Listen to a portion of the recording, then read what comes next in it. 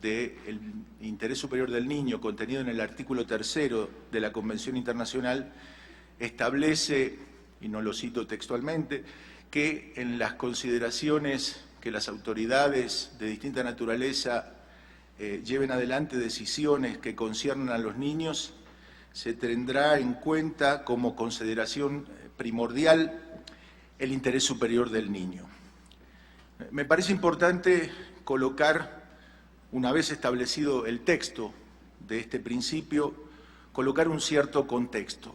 El interés superior del niño, que es un concepto que ya existía, es un concepto histórico con el cual se orientaba la formulación o la existencia del primer tribunal de menores del mundo, que fue el Tribunal de Menores de Chicago en 1899, adquiere una nueva dimensión a la luz de la Convención Internacional de los Derechos del Niño.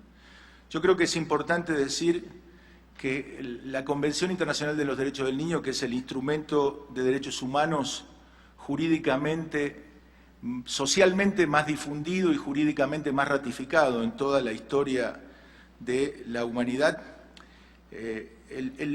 es todo lo contrario a un texto jurídico caprichoso, y su existencia está anclada socialmente en los términos que me gustaría formular de esta forma. La Convención Internacional de los Derechos del Niño fue pensable porque había en curso, y hay en curso, un proceso que puede denominarse de democratización de las relaciones familiares. Un proceso que altera sustancialmente lo que históricamente han sido las relaciones entre los padres y los hijos. Si uno considera las aguas que han pasado bajo los puentes, desde las formulaciones relativas a las relaciones entre los padres y los hijos en el derecho romano hasta la actualidad, uno se encuentra con una verdadera revolución de tipo cultural y una verdadera revolución de tipo social. En el derecho romano conviene recordar que el padre tenía sobre los hijos una autoridad de carácter absoluto. El padre podía entregarlo como parte de pago, reducirlo a la esclavitud, matarlo, venderlo, etcétera, etcétera. De esta idea de una relación absoluta en las relaciones entre los padres y los hijos, nosotros desembocamos casi 20 siglos después en una relación donde los niños son considerados sujetos de derecho. Ahora, la Convención fue pensable porque había en el mundo de lo social un proceso de democratización de las relaciones familiares. Ahora, la Convención es necesaria porque ese proceso de democratización de las relaciones familiares está incompleto. Uno nunca coloca en el derecho aquello que existe ya en la realidad. Uno coloca en el derecho aquello que es una aspiración a que sea cumplido. Me parece importante hacer este análisis de naturaleza, muy breve, de naturaleza histórico, porque yo hice mención que en el contexto histórico el interés superior del niño era el principio central del funcionamiento del primer tribunal de menores a fines del siglo XIX y se convirtió en un principio básico de la llamada cultura jurídica tutelar. En ese contexto, el interés superior del niño constituía una fórmula abstracta para legitimar cualquier decisión de carácter parental o institucional, y es interesante ver cómo estaban mezclados los conceptos de lo parental y de lo institucional, en la medida que el Tribunal de Menores de Chicago le exigía al juez que actuara como un buen padre de familia. Y uno sabe que un padre de familia puede tener muchas obligaciones, pero una obligación que no tiene es la de conocer el derecho. Actuar como un buen padre de familia significaba tomar decisiones de carácter discrecional, y es en ese contexto cultural que se entiende el interés superior del niño como, ya lo dije, como una fórmula abstracta para legitimar a posteriori cualquier decisión parental o institucional de tipo discrecional. Es en ese contexto que los menores fueron históricamente considerados objeto de protección para la satisfacción de sus necesidades. ¿Cómo? Con la más absoluta discrecionalidad, parental o institucional. En ese sentido me parece importante recalcar y recordar que la historia es bastante terca en mostrar que las peores atrocidades, primero los hombres contra las mujeres y luego los adultos, hombres o mujeres, contra los niños, las peores atrocidades se han cometido y muchas veces se siguen cometiendo mucho más en nombre del amor, de la piedad y de la compasión, mucho más que en nombre de la propia represión. Un ejemplo de esto, para darnos cuenta del sentido que tenía el interés superior del niño en el contexto anterior a la Convención, el artículo, si no me equivoco, 192 del Código de Menores Boliviano, derogado recién en 1992, tenía un artículo que decía: en los casos de naturaleza penal que involucren a menores de edad, estará estrictamente prohibida la presencia del abogado. Esto en el contexto de la Convención Internacional de los Derechos del Niño. Cuando surge la Convención Internacional de los Derechos del Niño, era casi lógico que se pensara que por inercia el interés superior del niño iba a seguir siendo considerado un cheque en blanco, es decir, para legitimar a posteriori las decisiones de carácter discrecional que tomaran los diversos tipos de autoridades. Pero no, la Convención Internacional, que transformó las necesidades de los niños en derechos y las transformó en derechos exigibles, determinó que no era más posible que para satisfacer un derecho se violaran todos los demás derechos, o para la satisfacción de un derecho se violaran otros derechos. Un ejemplo de esto y un ejemplo presente es, por ejemplo, la utilización hoy de la privación de libertad como una forma de protección de los menores de edad.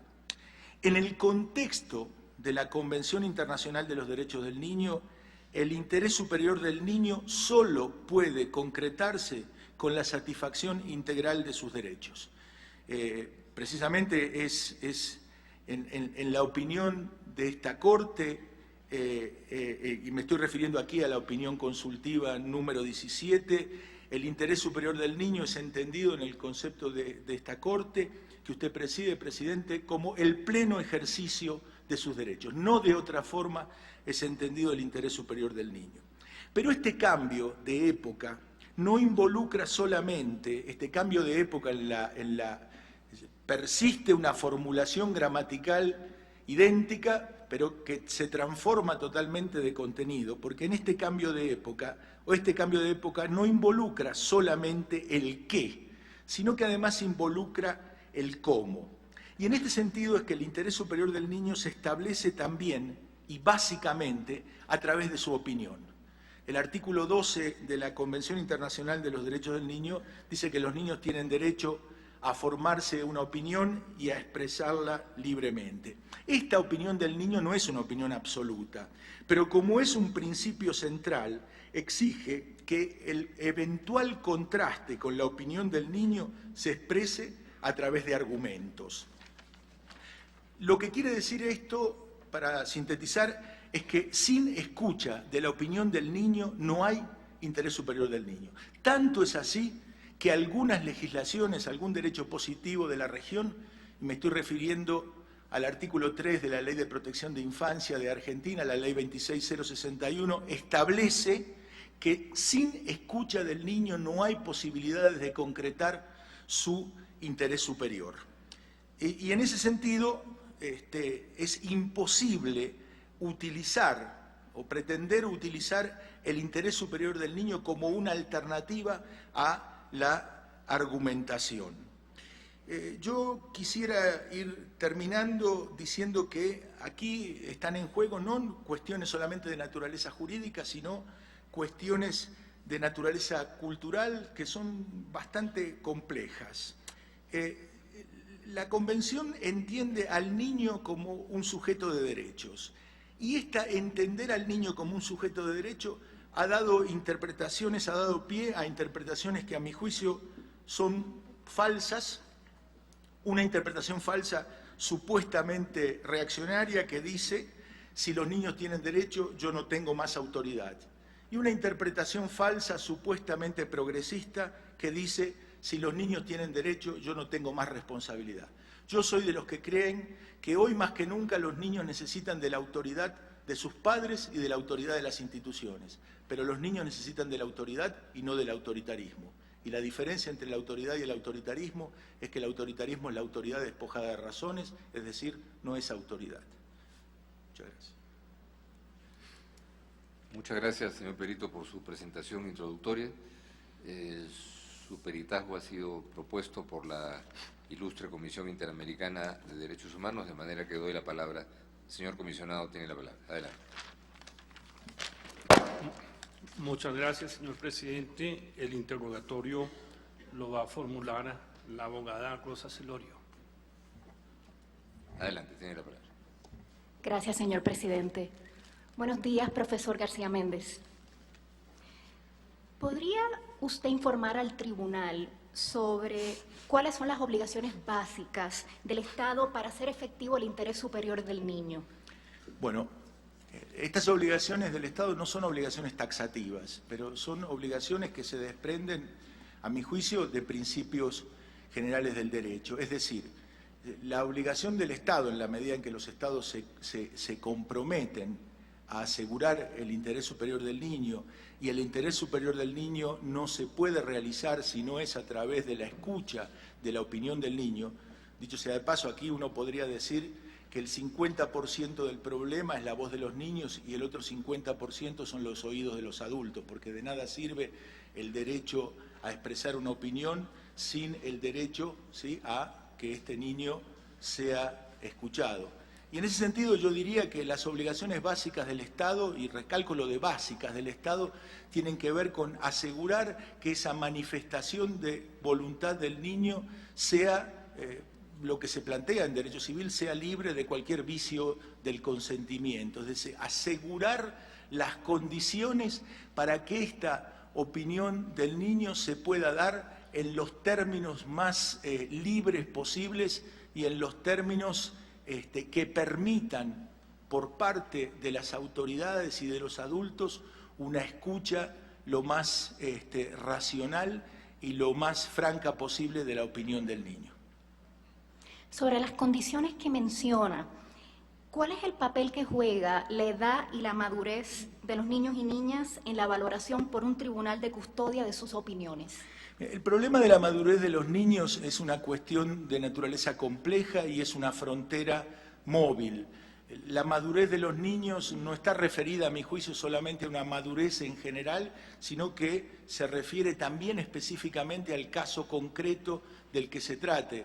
Un niño, igual que un adulto, puede tener un nivel de madurez muy alto para determinadas cosas, como nos puede suceder a los adultos, y un nivel de madurez un poco menos alto para otras cosas. Lo que yo quisiera decir es que si uno pudiera hablar de una crisis del derecho de menores, de una crisis del derecho de la infancia y de una crisis del derecho civil en esta materia, a mí me parece que esta crisis es reconducible al hecho de que, como ha sucedido históricamente, la incapacidad ya no puede ser más un fundamento de la protección.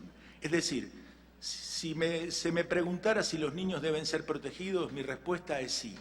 Si se me preguntara si la incapacidad es un fundamento de esta protección, yo diría que no. Y lo diría en términos sencillos de esta forma. Yo creo que nosotros tardamos en reconocer el derecho, está por detrás de determinados procesos de naturaleza social.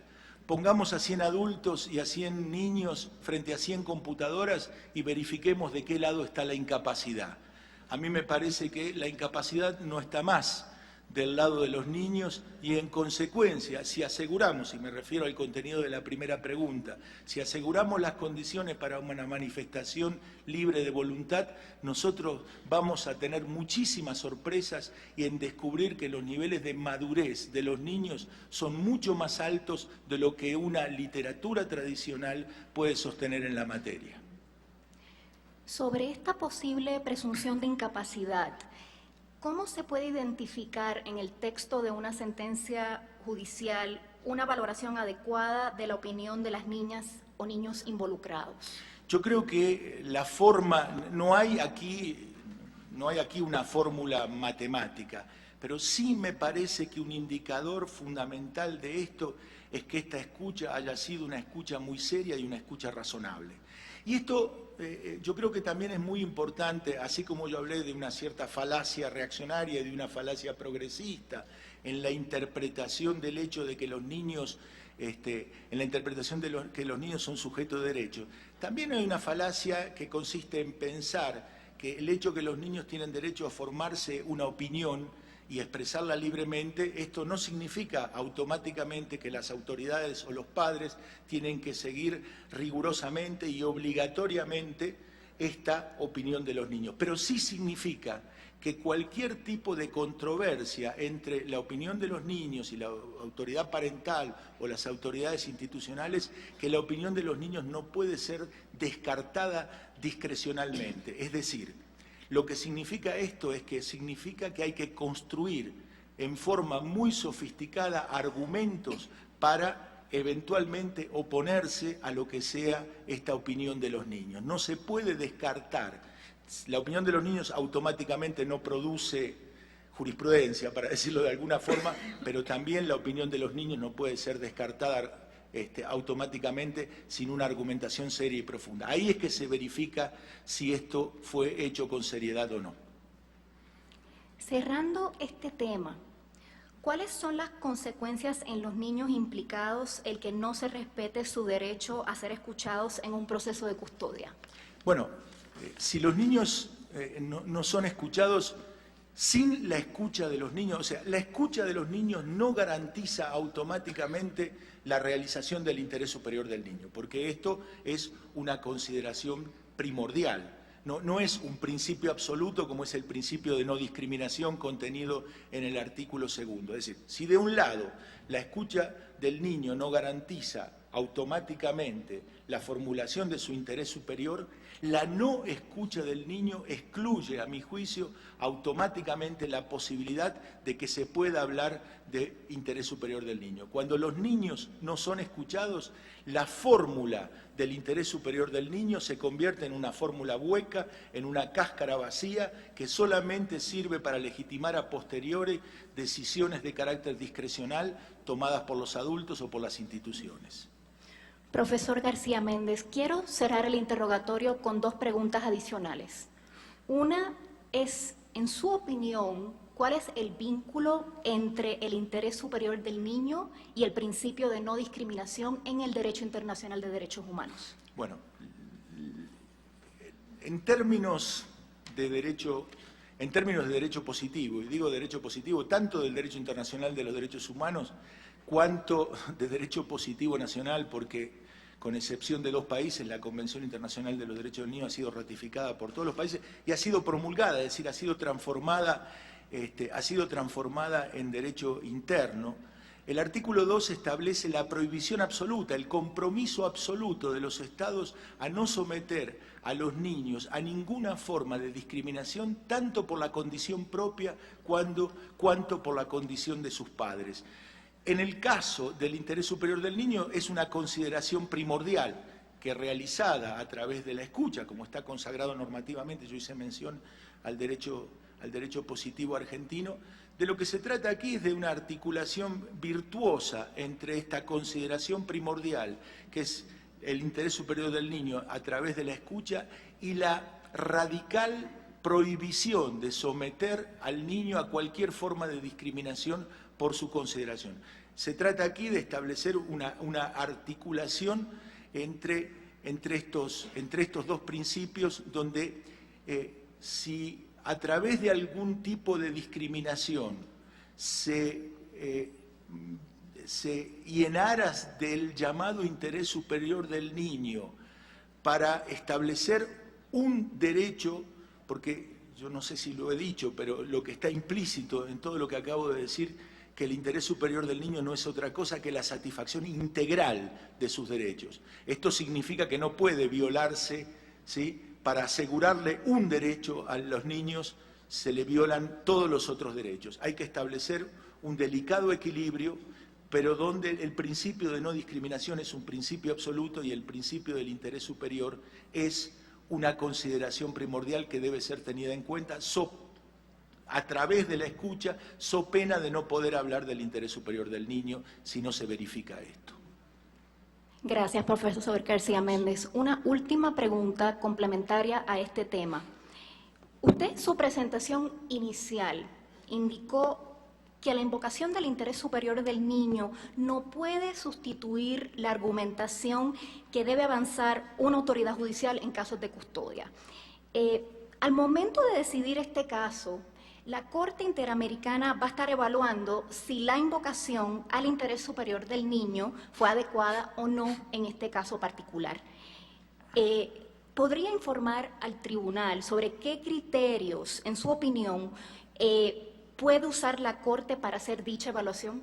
Bueno, yo diría que hay dos criterios. Un criterio, utilizo acá las palabras en un sentido un poco laxo, pero hay un criterio que tiene que ver con lo procesal, digamos de alguna manera, y un criterio que tiene que ver con el contenido.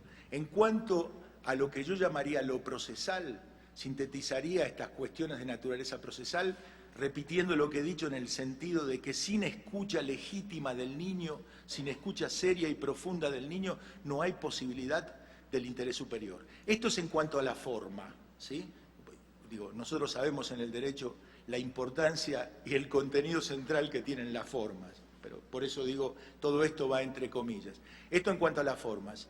En cuanto al contenido, me parece que no hay otro contenido que la satisfacción integral de todos sus derechos. Entonces, en situaciones de naturaleza conflictiva, y todas las situaciones que llegan a las Cortes son por esencia de naturaleza conflictiva, se trata de establecer este equilibrio entre conflictos de derechos, y se trata de realizar por medio de la escucha del niño esta operación, la operación que permita la mayor cantidad de satisfacción de derechos de este niño. Muchas gracias, profesor García Méndez. Muchas gracias, señor presidente. No tenemos más preguntas. Muchas gracias, doctora Celorio. Doy la palabra a continuación a la representación de las presuntas víctimas. Su nombre, perdón. Macarena Sáez. Muchas Macarena gracias, Sáez, señor presidente. tiene la Honorable palabra. Corte. Adelante. Profesor García Méndez, usted ha reiterado que no se puede cumplir con el principio del interés superior del niño a menos que haya una satisfacción integral de todos sus derechos. Además del derecho a ser oído, al que usted ya ha hecho mención, ¿qué otros contenidos tiene ese interés superior del niño? ¿Cuáles son esos otros derechos? Si nos puede ilustrar específicamente de qué otros derechos a qué otros derechos nos estamos refiriendo. Bueno, la Convención Internacional de los Derechos del Niño es el centro de lo que nosotros llamamos la doctrina de la protección integral de la infancia. Cuando nosotros hablamos de doctrina de protección integral de la infancia, estamos hablando de diversas reglas de Naciones Unidas, me refiero a las reglas de Riad o a las reglas de Beijing, etcétera, etcétera.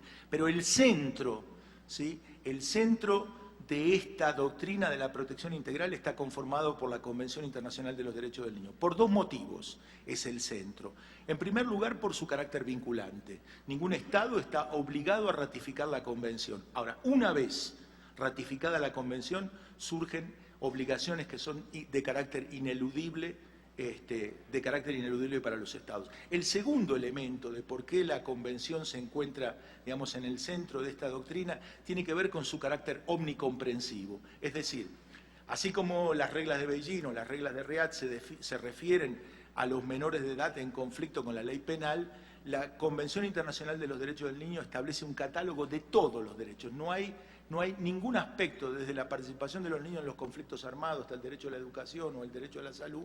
Ahora, lo que sucede es que en esta hay una jerarquía de derechos y el propio Comité de los Derechos del Niño y la propia Corte Interamericana de Derechos Humanos han establecido que hay determinados derechos, como el derecho a la vida, digamos, que son derechos de naturaleza primordial.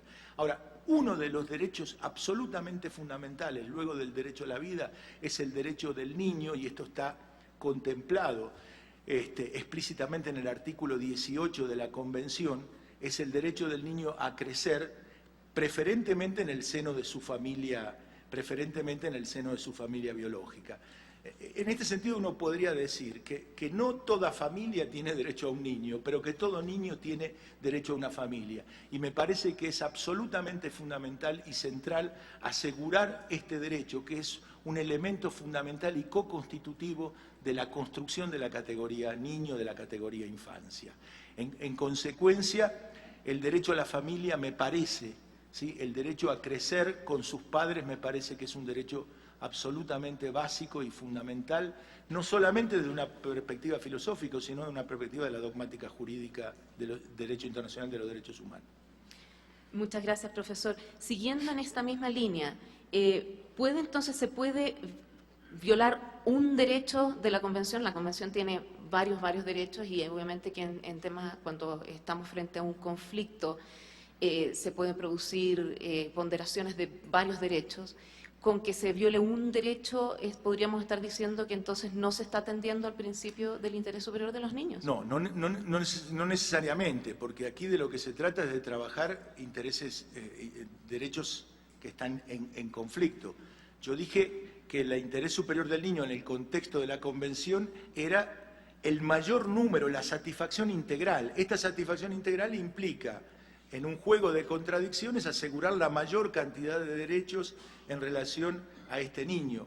Lo que no se puede hacer, como se hacía generalmente antes de la Convención Internacional de los Derechos del Niño, lo que eran prejuicios y opiniones caprichosas de determinadas autoridades, se utilizaban como una forma de establecer un derecho que era seleccionado arbitrariamente, sin ningún tipo de valoración y sobre todo sin ningún tipo de argumentación. Se seleccionaba un derecho, por ejemplo, derecho a la protección, supongamos, para violarle al niño todos los demás derechos. Y en todo caso se lo colocaba en una institución donde era despojado de su familia, del derecho a la educación, del derecho a una salud digna, etcétera, etcétera, etcétera. En consecuencia, no hay posibilidad de utilizar, como en el viejo paradigma anterior a la Convención, la satisfacción de un derecho arbitrariamente para la violación de todos los demás derechos. Muchas gracias, profesor García Méndez.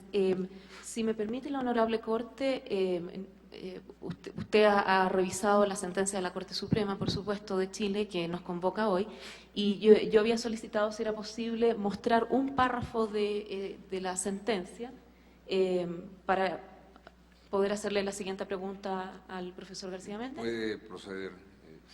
Entiendo que tenemos ya esto técnicamente. Ahí está.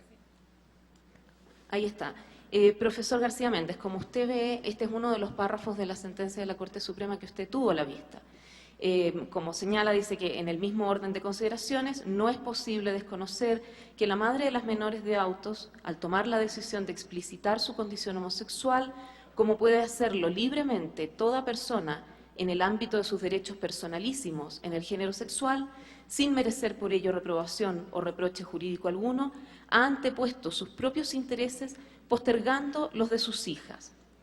De acuerdo a su opinión como experto en materia de derechos del niño en general, ¿aplicó la Corte Suprema el principio del interés superior del niño? Bueno, perdón, antes de la respuesta del señor Perito y para, creo, ilustración de la Corte y de los asistentes, el párrafo completo dice más cosas, este párrafo 15º, ¿entiendes? ¿Ese es el párrafo? Así es. Entonces, creo que si pudiera leer el párrafo completo. Creo que daría al tribunal, no está todo disponible, pero todo lo podemos oír muy bien y ha sido distribuido además. Por supuesto, no habría ningún problema, su señoría.